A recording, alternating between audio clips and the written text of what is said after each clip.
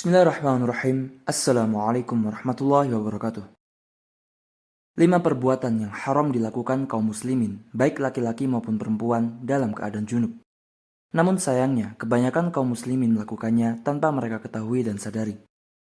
Setiap muslim yang balik pasti pernah mengalami keadaan junub atau mimpi basah pada saat tidurnya, atau dengan sebab yang biasa dilakukan sebagian pemuda zaman sekarang. Tidak diragukan lagi bahwa hal itu mewajibkan dirinya untuk mandi dan bersuci.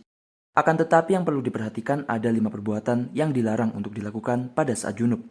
Dan dirinya akan mendapatkan siksaan yang pedih jika dia melakukan hal tersebut dalam keadaan junub secara sengaja. Pada video kali ini, kami akan menyebutkan perbuatan-perbuatan yang haram dilakukan oleh laki-laki maupun perempuan dalam keadaan junub.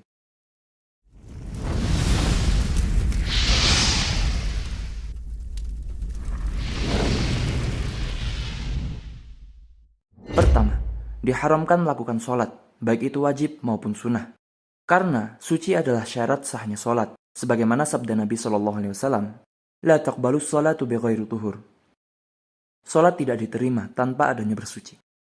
Ini merupakan kesepakatan para ulama dan mencakup sujud tilawah ataupun sholat jenazah. Maka wajib bagi seorang muslim yang junub menjauhi segala macam sholat sampai ia bersuci, karena hal itu merupakan dosa dan maksiat yang besar. Kemudian, yang kedua, adalah haram bagi orang yang junub untuk menyentuh mushaf dengan tangannya atau bagian tubuhnya, meskipun hanya lembaran saja. Hal itu sebagaimana firman Allah Ta'ala, La yamassuhu ilal mutahharun. Tidak ada yang menyentuhnya, kecuali para hamba Allah yang disucikan.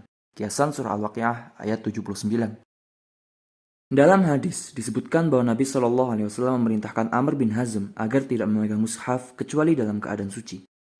Kemudian perbuatan yang ketiga adalah membaca Al-Quran. Ini disepakati oleh ulama 4 mazhab.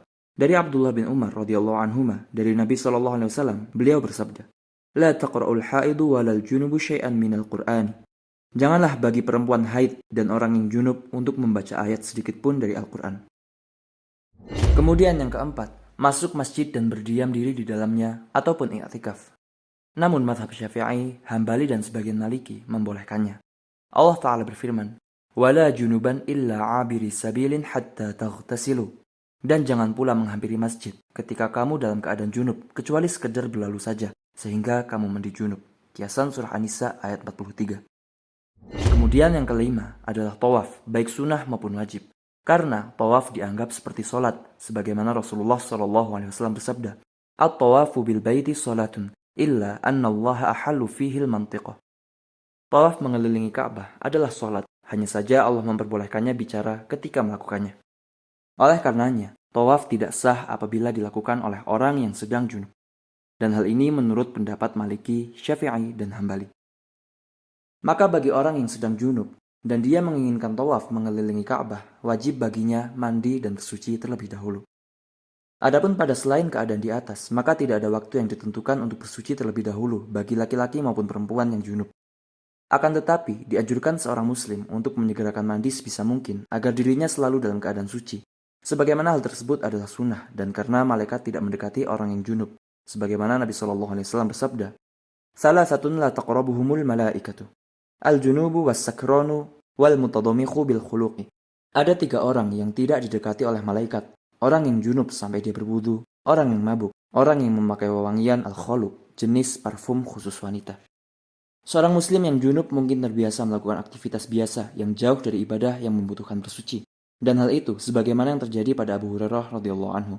Suatu ketika dia bersama dengan Nabi SAW, lalu dia malu terhadap beliau dan pergi, kemudian dia kembali.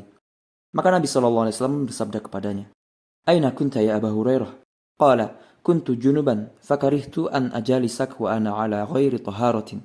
Faqala, subhanallah, innal muslima la. Artinya, Nabi SAW bersabda, Kemana saja kamu tadi, wahai Abu Hurairah? Abu Hurairah pun menjawab, Aku tadi junub dan aku tidak suka duduk bersamamu sedang aku dalam keadaan tidak suci. Kemudian beliau SAW pun bersabda, Subhanallah, sesungguhnya seorang muslim itu tidaklah najis. Hadis riwayat Bukhari. Demikian video ini, semoga bermanfaat. Wallahu ta'ala a'lam. Wassallallahu wassalam wa baraka ala sayyidina Muhammad wa ala alihi wa sahbihi ajma'in. Wassalamualaikum warahmatullahi wabarakatuh.